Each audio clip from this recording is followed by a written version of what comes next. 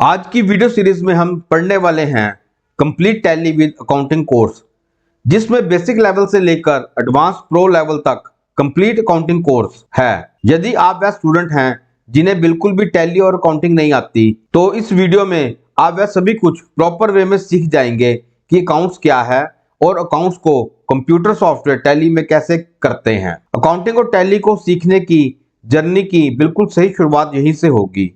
तो आइए शुरू करते हैं अपने Tally with accounting beginner to advance pro level video series के लेसन 5 को। दोस्तों, यदि आप अकाउंट्स को एक्सपर्ट वे में सीखना चाहते हैं तो सबसे पहले आपको जर्नल एंट्रीज को प्रॉपरली समझना पड़ेगा। जैसे अगर आपको इंग्लिश भाषा को सीखना है तो सबसे पहले ABCD को सीखना पड़ेगा। बिना इसको सीखे आप इंग्लिश भाषा को नहीं सीख सकते। बिल्कुल उसी प्रकार जर्नल एंट्रीज और डेबिट एंड क्रेडिट भी अकाउंटिंग का सबसे महत्वपूर्ण हिस्सा है। इसे अकाउंटिंग का बेस भी कहते हैं। Most important part of accounting is journal entries और debit and credit and it is base of accounting. Accounting में जर्नल एंट्रीज को कैसे बनाते हैं, इसे बेहद आसान तरीके के साथ modern and advance tricks and tips से समझेंगे तथा अकाउंटिंग में डेबिट और क्रेडिट क्या है इसे भी समझते हैं। आइए पहले यह समझते हैं कि अकाउंटिंग में जर्नल का क्या मतलब होता है। Journal is a book of primary entry और फाउंडेशन फॉर अकाउंटिंग। जर्नल शब्द फ्रेंच लैंग्वेज के वर्ड जोर से लिया गया है, जिसका अर्थ है डेली रिकॉर्ड अर्थात रोजमर्रा का हिसाब किताब। बिजनेस ट्रांजैक्शंस की फाइनेंशियल नेचर को हम जर्नल एंट्रीज में डेबिट और क्रेडिट करने के लिए मुख्य 4 भागों में बांटते हैं: liabilities, assets, expense and incomes. हम अकाउंटिंग में जो भी एंट्रीज करते हैं उसमें से किसी को डेबिट और किसी को क्रेडिट करना पड़ता है। What is debit and credit and how is debit and credit? Debit and credit क्या है और इसको हम कैसे करते हैं? डेबिट डेब्टर देनदार देने वाला, क्रेडिट क्रेडिटर्स लेनदार लेने वाला। अब डेबिट क्या होता है, क्रेडिट क्या होता है और यह क्यों और कैसे किया जाता है, यह सब समझने के लिए आपको गोल्डन रूल्स ऑफ अकाउंटिंग को अच्छे से समझना पड़ेगा। दोस्तों, मैं यहाँ पर आपको अलग अलग तरीके से या 2 तरीकों से डेबिट और क्रेडिट करना सिखाने वाला हूँ। फर्स्ट मेथड में आपको गोल्डन रूल्स ऑफ अकाउंटिंग का इस्तेमाल करके डेबिट और क्रेडिट को समझाऊंगा और सेकंड मेथड में आपको बिना गोल्डन रूल्स के बहुत ही इजी वे से डेबिट और क्रेडिट करना सिखाने वाला हूँ। हमारी यहाँ पर आपको एडवाइस है कि इस कंप्लीट वीडियो को बिना स्किप किए लगातार देखें, क्योंकि आपको यहीं से अकाउंटिंग और टैली दोनों समझ आएंगे। हेलो फ्रेंड्स, मैं हूं आपका दोस्त टीचर SK और आपका स्वागत है हमारे डिजिटल ऑनलाइन वीडियो क्लासेस के YouTube Hindi channel SIT group CHD पर। अगर आप हमारे चैनल पर नए हैं और पहली बार हमारे चैनल पर आए हैं और अगर आपने हमारे चैनल को अभी तक सब्सक्राइब नहीं किया है तो उसे सब्सक्राइब जरूर करें और बेल आइकॉन को भी प्रेस करें ताकि हमारी नई आने वाली सभी वीडियोस की जानकारी आपको तुरंत मिल सके। चलिए शुरू करते हैं अपने वीडियो क्लास को। दोनों समझ आएंगे तो शुरू करते हैं। गोल्डन रूल्स ऑफ अकाउंटिंग यह 3 प्रकार के होते हैं: real account, personal account and nominal account. सबसे पहले पर्सनल अकाउंट को समझते हैं। पर्सनल अकाउंट में वे सभी पर्सन्स आ जाते हैं जिनसे बिजनेस कोई भी डीलिंग करता है, अर्थात कुछ भी लेता या देता है। जैसे कोई भी इंडिविजुअल पर्सन, बिजनेस इंटरप्राइजेज या कोई भी ऑर्गेनाइजेशन। अर्थात पर्सनल अकाउंट में वह सभी पर्सन आते हैं जो कि बिजनेस से कुछ भी ले रहे हैं या बिजनेस को कुछ भी दे रहे हैं। जैसे Sudeep, Sunita, Yukti, Lal and company, Vijay traders, bank, hospital, shop, club, hotel and cinema hall. वह सभी लोग जो कि बिजनेस में एक पर्सन की तरह माने जाते हैं, जिनकी बिजनेस में कुछ भी लेने या देने की कैपेसिटी होती है। पर्सनल अकाउंट को हम 2 भागों में बांटते हैं। First natural person, second artificial person. Natural person का मतलब वह सभी व्यक्ति जो कि बिजनेस के कर्ता धर्ता हैं। दूसरे शब्दों में वह सभी जीवित अलाइव व्यक्ति जिनकी मदद से बिजनेस के सभी कार्य पूरे होते हैं। जैसे सुदीप अकाउंट, सपना अकाउंट, युक्ति अकाउंट एक्सेट्रा। आर्टिफिशियल पर्सन, इस हेड में वे सभी व्यक्ति आते हैं जो कि जीवित अलाइव नहीं होते, पर अकाउंट्स और लॉ की नजर से उनको अलाइव पर्सन की तरह ही माना जाता है, क्योंकि बिजनेस की सभी डीलिंग्स और लेन देन उनके नाम पर ही होती हैं। क्योंकि बिजनेस में उनकी पहचान एक व्यक्ति की तरह है, वह बिजनेस के मालिक हैं, उनकी बिजनेस में कुछ भी लेने देने की कैपेसिटी अधिकार होता है। For example, A limited company, A cooperative society, club, a hotel, a bank और एनी गवर्नमेंट ऑर्गेनाइजेशन। दोस्तों, इस बात को आपको एक सिंपल एग्जांपल से समझाता हूं। जैसे बैंक को रूल्स के हिसाब से हम आर्टिफिशियल पर्सन मानते हैं, लेकिन बैंक आपसे पैसे लेने और देने की पूरी कैपेसिटी रखता है। बैंक की आपको लोन देने और वापस लेने की अथॉरिटी भी है। एक्चुअल में बैंक एक आर्टिफिशियल पर्सन, बिल्डिंग है, वह खुद कुछ नहीं कर रहा। वहां पर बैंक के नाम पर लोग एम्प्लॉइज काम करते हैं, पर वहां उन एम्प्लॉइज की पहचान भी बैंक के नाम पर है। वह एम्प्लॉइज ना तो आपको पैसे अपनी मर्जी से दे सकते हैं और ना ही आपसे ले सकते हैं। इन सब का अधिकार केवल बैंक को ही है। Personal account is an operator. Business में पर्सनल अकाउंट एक कर्ता धर्ता बिजनेस को चलाने वाला है। Rules of personal account: debit the receiver, जो लेता है उसे डेबिट करें। क्रेडिट द गिवर, जो देता है उसे क्रेडिट करें। Example, mister Sudeep paid cash to Shri KL Sharma. इस ट्रांजैक्शन में दो पर्सनल अकाउंट्स हैं। यहां हम अभी कैश को नहीं देखते, तो एक सुदीप और दूसरे KL शर्मा।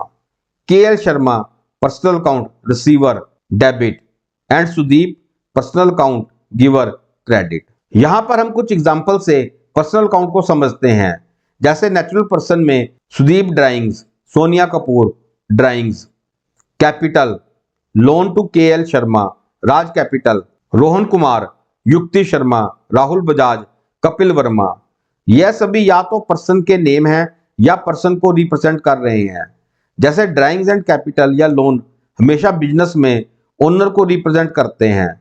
जैसे ड्राइंग्स और कैपिटल हमेशा ओनर ही बिजनेस से लेता या बिजनेस को देता है। यहाँ लोन पर्सन KL शर्मा को दिया जा रहा है। इसी प्रकार bank of India, Mahajan traders, software computers, A1 hotel, Reliance industry limited, Punjab national bank, Swastik sweets, PGI hospital, Ashoka furniture house, Piccadilly cinema, यह सभी बिजनेस में आर्टिफिशियल पर्सन हैं, लेकिन बिजनेस में इनकी कुछ भी लेने या देने की पूरी कैपेसिटी है।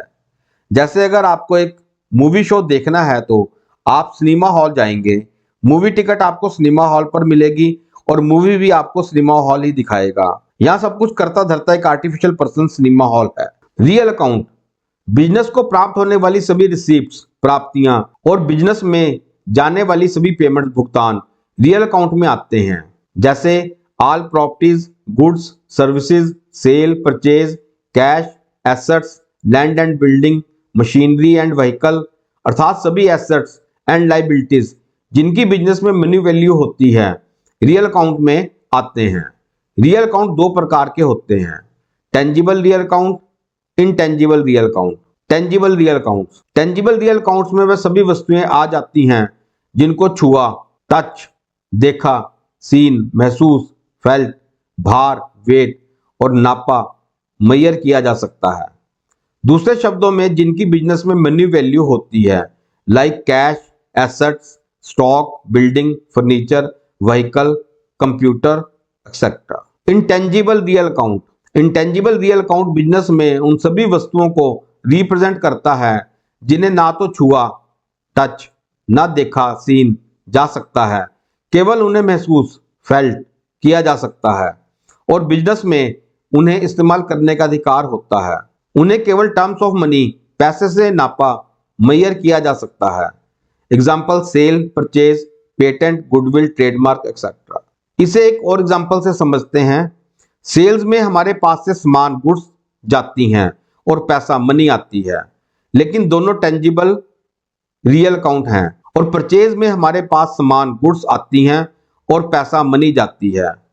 सेल परचेज की अपनी कोई शेप नहीं है, केवल प्रॉपर वे से समझने के लिए और अकाउंट्स में प्रॉपर एंट्री के लिए हमने उन्हें एक नाम, पहचान, सेल परचेज दे दिया है। Real account is the source of operation: business को चलाने के लिए इस्तेमाल होने वाले सभी साधन। Rules of real account: debit what comes in, credit what goes out. Business में जो भी आता है उसे डेबिट करें, बिजनेस से जो जाता है उसे क्रेडिट करें। Example, if cash comes in, debit, if cash goes out, credit. Real account को हम एक एग्जांपल से भी समझते हैं। Cash, furniture, sales and purchase, stock, sale and purchase return, land and building, computer, printer, air condition, car, business brand name जैसे Dell, plant and machinery, trademark जैसे Amazon, vacuum cleaner and mobile phone. यह सब business को चलाने वाले साधन हैं और यह सब रियल काउंट में आते हैं। नॉमिनल काउंट बिजनेस में होने वाले सभी खर्चे और नुकसान, एक्सपेंसेस और लॉसेस तथा बिजनेस से होने वाले सभी अर्निंग्स, प्राप्तियां, इनकम और गेन नॉमिनल काउंट में आते हैं। Like all discount, rent, loss due to fire, fine, theft, insurance, travelling, salary, wages, commission, freight, petrol expense, bank charges, donation, water and electricity bill, interest received और paid आदि। साधारण शब्दों में हम इन nominal accounts को अपनी अकाउंट बुक्स में transaction की नेचर को बताने के लिए ओपन करते हैं।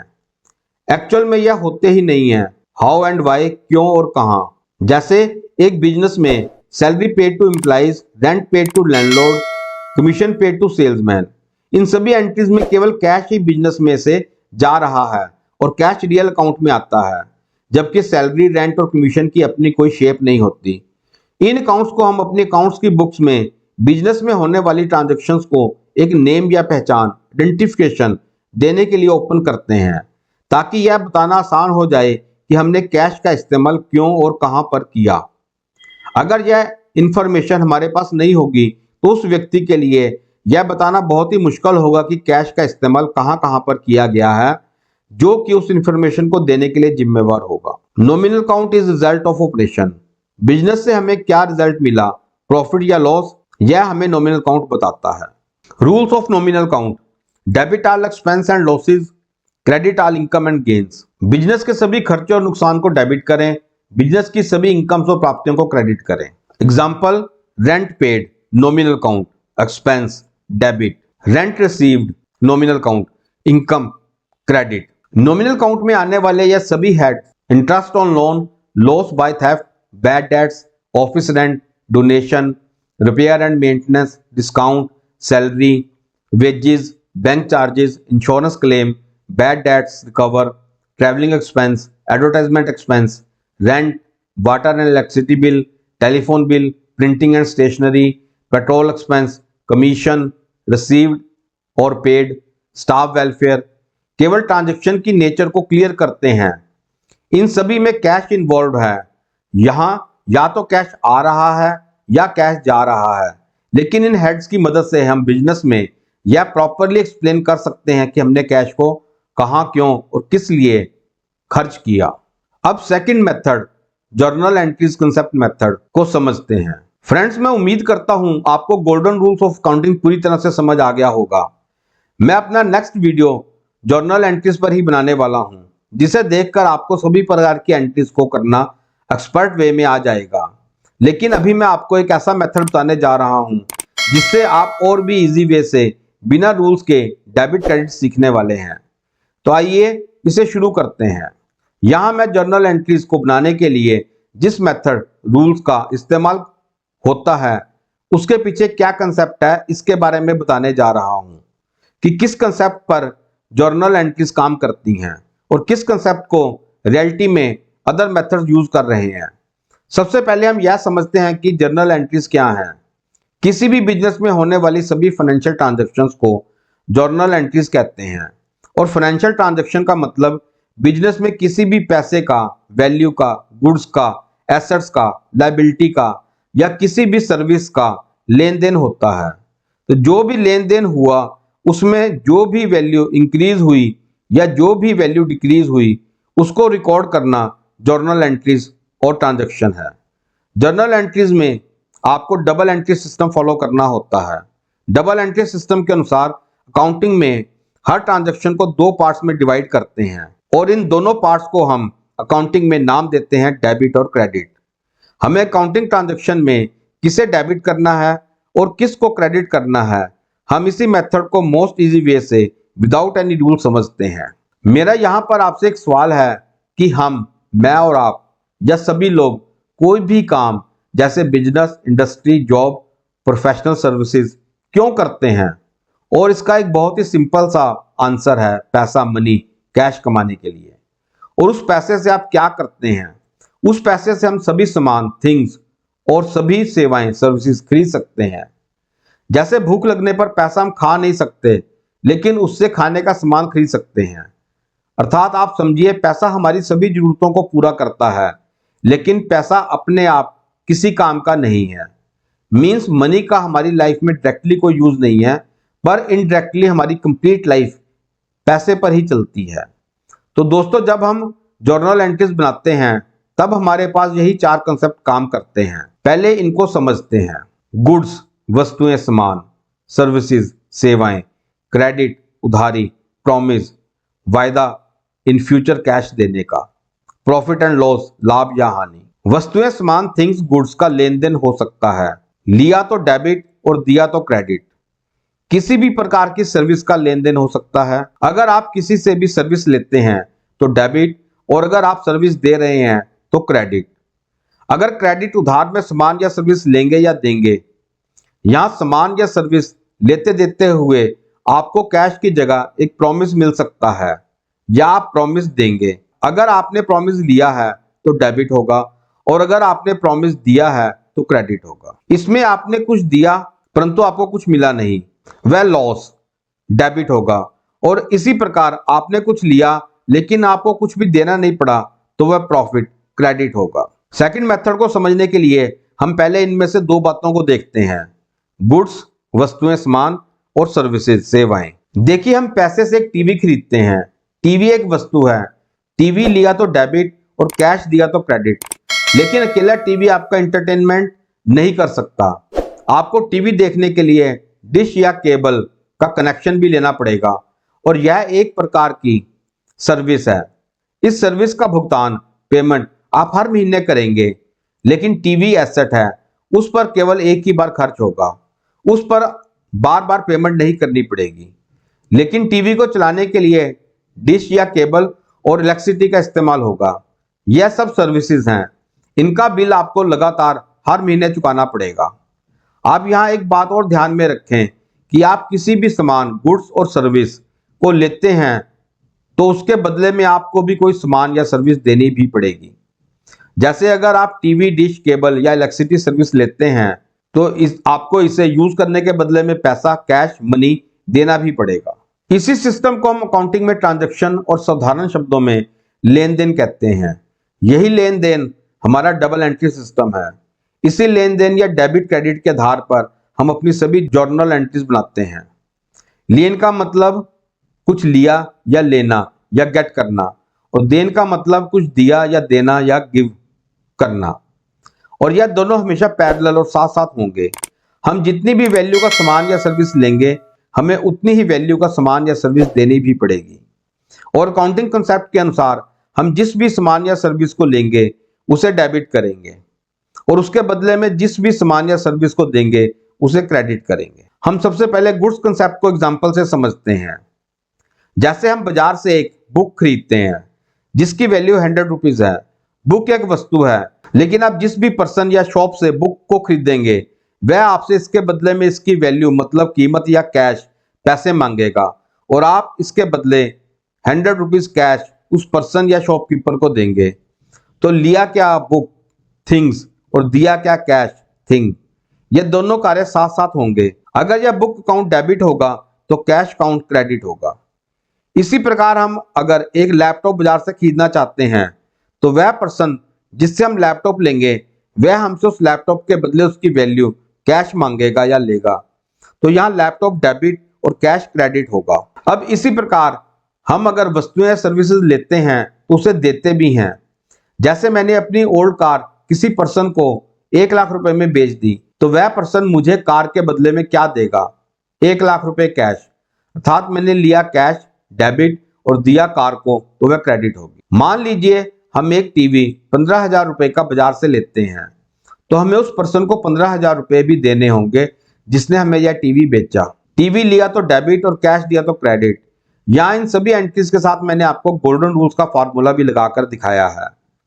Book real account comes in तो डेबिट, बुक के against cash real account goes out credit.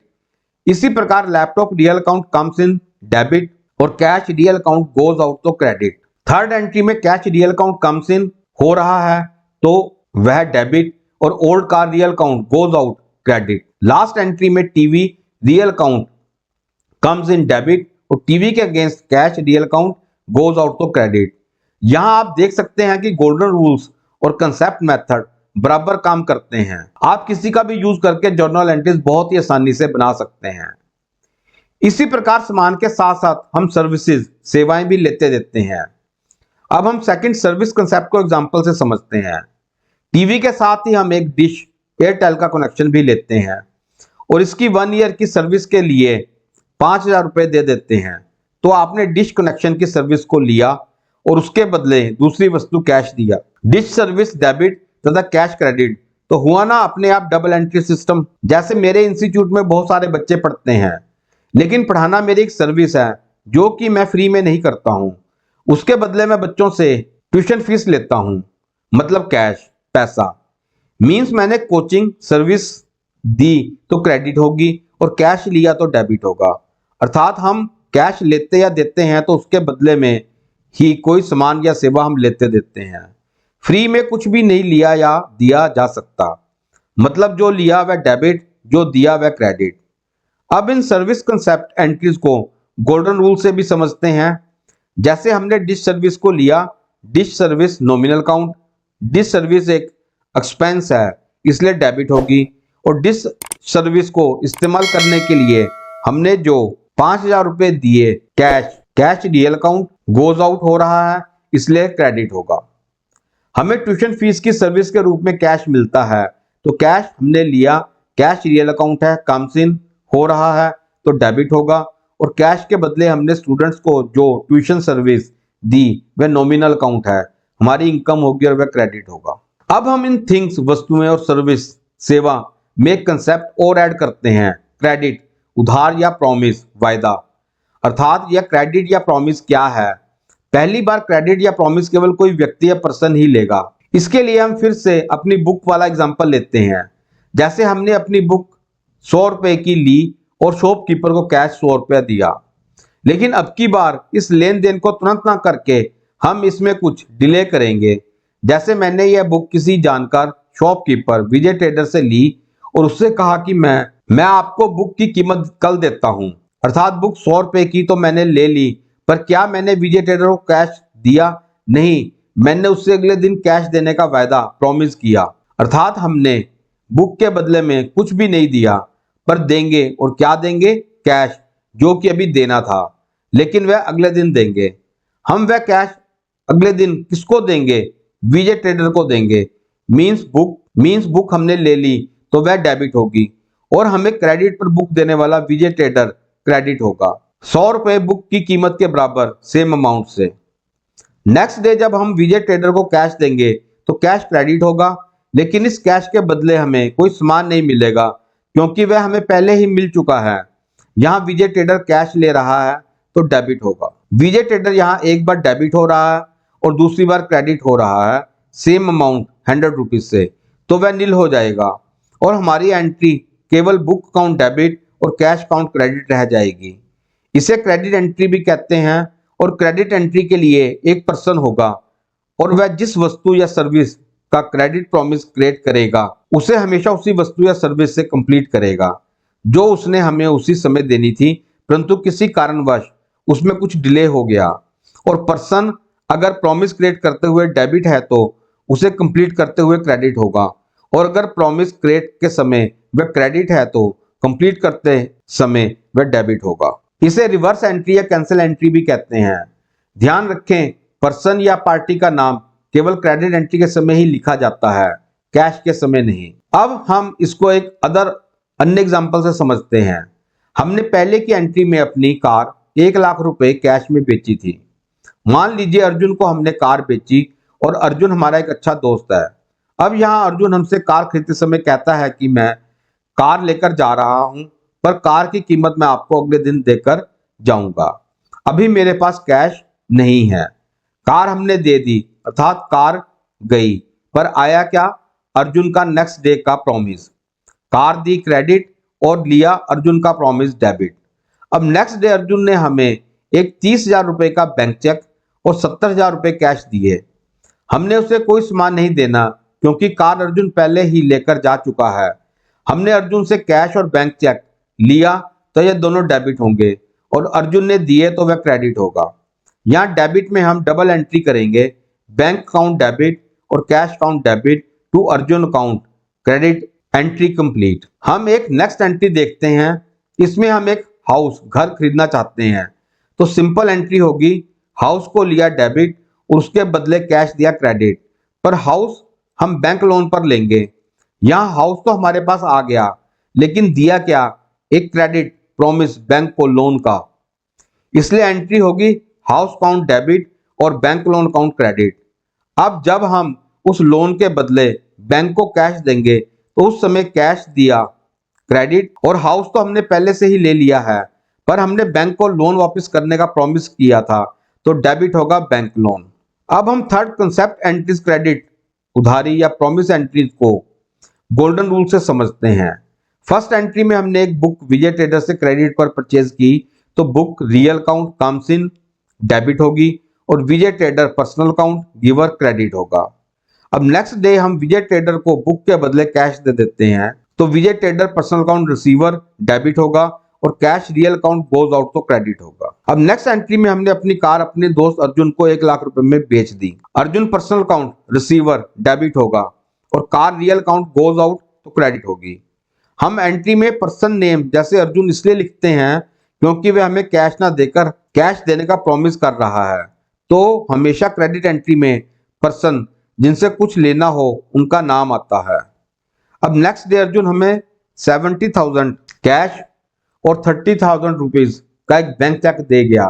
यहाँ कैश रियल अकाउंट है कम्स इन तो डेबिट और बैंक पर्सनल अकाउंट है रिसीवर, क्योंकि चेक बैंक में ही लगेगा तो डेबिट होगा और Arjun personal account giver credit होगा। थर्ड एंट्री में हम बैंक लोन पर एक हाउस 5 लाख रुपीज का परचेज कर रहे हैं।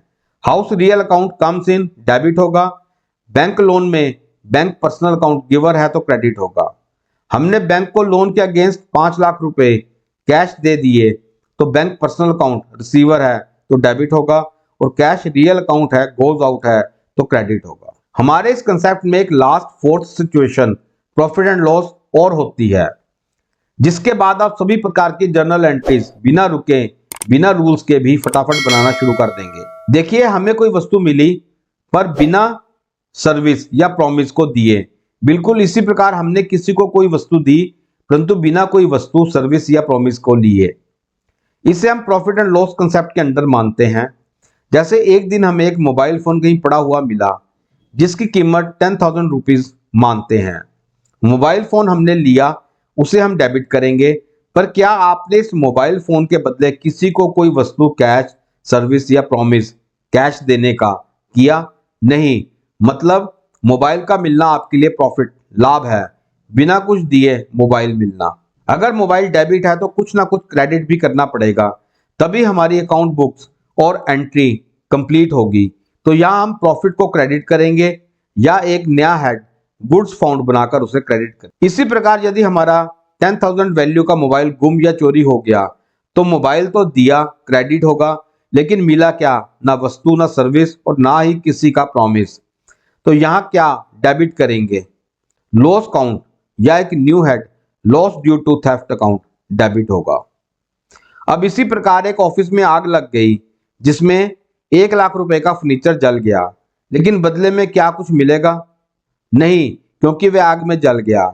इसलिए यहाँ फर्नीचर जो जल गया क्रेडिट होगा और उसके बदले में loss due to fire account debit होगा। यहाँ लास्ट और फाइनल आपको एक क्रेडिट या प्रॉमिस एंट्री समझाने जा रहा हूं, जिसमें क्रेडिट पर्सन द्वारा किया गया प्रॉमिस कई बार पूरा नहीं होता तो उस एंट्री को हम कैसे कंप्लीट करते हैं। मान लीजिए हमारी शॉप से मिस्टर मनोज 6,000 रुपीज का सामान गुड्स क्रेडिट पर लेकर जाते हैं और प्रॉमिस करते हैं कि वह बहुत जल्दी उस गुड्स के बदले का पैसा हमें दे देंगे। तो हम अपनी बुक्स में एंट्री पोस्ट करेंगे, गुड्स हमने दी 6,000 रुपीज क्रेडिट और कैश हमें ना मिलकर कैश मिलने का प्रॉमिस मिला मनोज से, यानी मनोज हमारा देनदार है, तो डेबिट होगा। कुछ समय बाद जब मनोज हमारे पैसे देने नहीं आया तो हमने मनोज को ढूंढा, पर पता चला कि मिस्टर मनोज तो यहाँ से छोड़कर चले गए हैं और अब वह आएगा या नहीं इसके बारे में कुछ भी नहीं पता है। अर्थात अब हमें मिस्टर मनोज द्वारा मिलने वाले पैसे कभी नहीं मिलेंगे।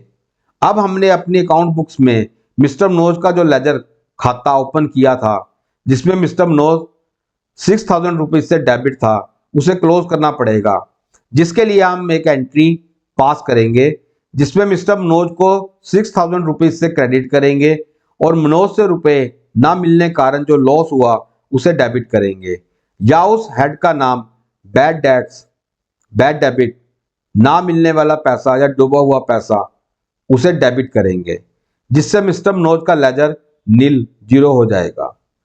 और next fourth concept method profit and loss को गोल्डन रूल से समझते हैं। यहां हमें एक 10,000 रुपीज का मोबाइल मिला और आपको मोबाइल के बदले में कुछ भी नहीं देना पड़ा। Mobile real account comes in तो डेबिट होगा और आपको मोबाइल फाउंड हुआ मिला तो प्रॉफिट हो गया। यहाँ goods found nominal account income तो क्रेडिट हो गया। इसी प्रकार सेकंड एंट्री में आपका 10,000 रुपीज का मोबाइल चोरी हो गया, यह आपका लॉस है। यहाँ हम loss due to theft account nominal account को डेबिट करेंगे और mobile real account goes out credit होगा। थर्ड एंट्री में फायर से हमारा ऑफिस फर्नीचर जल गया, फर्नीचर गया लेकिन मिला कुछ भी नहीं, तो loss due to fire nominal account debit होगा और furniture real account goes out credit होगा। लास्ट फोर्थ एंट्री में हम बैड डेट्स एंट्री को समझेंगे। मनोज को हमने 6000 रुपीज का सामान क्रेडिट उधार पर सेल किया, मनोज पर्सनल अकाउंट रिसीवर तो डेबिट होगा और goods real account goes out तो क्रेडिट होंगी। अब मनोज ने हमें जो 6000 रुपए देने थे वह किसी कारणवश नहीं मिले, तो एंट्री को कंप्लीट करने के लिए हम इसे लॉस बैड डेट्स अकाउंट में लिखेंगे। Bad debt nominal account loss तो डेबिट होगा और मनोज पर्सनल अकाउंट गिवर है पर दिए नहीं, इसलिए उसको नाम से क्रेडिट कर देंगे। मनोज का अकाउंट नील हो गया और गुड्स बैड डेट से बराबर हो गई। आपने यहाँ जर्नल एंट्रीज को कंसेप्ट मेथड, बिना रूल के और गोल्डन रूल्स दोनों प्रकार से समझा। अब हम नेक्स्ट वीडियो में आपको जर्नल एंट्रीज ही डिटेल में करवाएंगे, जिससे आप अकाउंटिंग एंट्रीज में प्रॉपर एक्सपर्ट हो जाएंगे। इसलिए आप हमारा नेक्स्ट जर्नल एंट्रीज का वीडियो जरूर देखें। इस वीडियो कोर्स के हिंदी और इंग्लिश नोट्स के लिए तथा अपने आप को सर्टिफाइड प्रोफेशनल बनाने के लिए आप हमारे वैलिड IISO सर्टिफाइड सर्टिफिकेशन के लिए हमारी वेबसाइट पर भी विजिट कर सकते हैं। गाइस, हमने ये वीडियो लेसन आपको बहुत ही प्रॉपर वे में करवा दिया है और मैं उम्मीद करता हूं कि यह आपको प्रॉपरली समझ आ गया होगा। यह वीडियो यहीं पर कंप्लीट है। आपको हमारा यह वीडियो कैसा लगा हमें कमेंट बॉक्स में कमेंट करके जरूर बताएं। अगर आप हमारे चैनल पर नए हैं और पहली बार हमारे चैनल पर आए हैं और अगर आपने हमारे चैनल को अभी तक सब्सक्राइब नहीं किया तो उसे सब्सक्राइब जरूर करें तथा बेल आइकॉन को भी प्रेस करें ताकि हमारी नई आने वाली वीडियो की जानकारी आपको तुरंत मिल जाए। आप हमें फेसबुक, इंस्टाग्राम और वेबसाइट पर भी फॉलो कर सकते हैं, जिनके लिंक्स आपको स्क्रीन पर शो हो रहे हैं। थैंक्स, मिलते हैं नेक्स्ट एक न्यू वीडियो क्लास में।